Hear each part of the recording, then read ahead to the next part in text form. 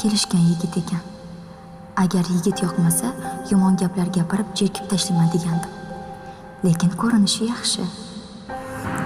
Assalomu alaykum. Said aka sizmi? Alaykum assalom. Men. Yaxshimisiz? Rahmat. Siz Yasminamisiz? Ha. Sizni ko'rganimdan juda ham xursandman. Ishqilib xafa bo'lmadingizmi?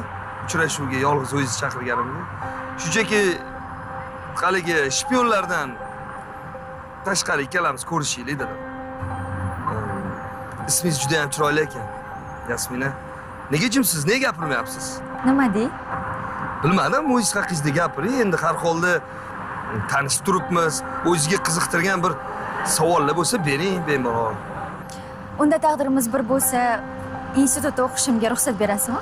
Endigina birinchi kurs bo'lsam. Qarshi emasmisiz demoqchisiz, to'g'rimi? Agar o'qimasangiz qarshi bo'laman. Chunki men o'zim ham xorijda institutni tamomlaganman. O'shaning uchun o'qimishli insonlarni hurmat qilaman. Siz xorijda o'qiganmisiz? Albatta. Meni ham xorijda o'qish niyatim bor, magistraturani.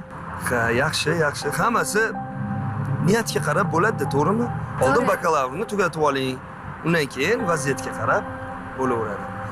Ochig'ini aytsam, men ham faqat o'qish bilan bo'lib, qizlar bilan ham gaplashmagan ekanman, qarang.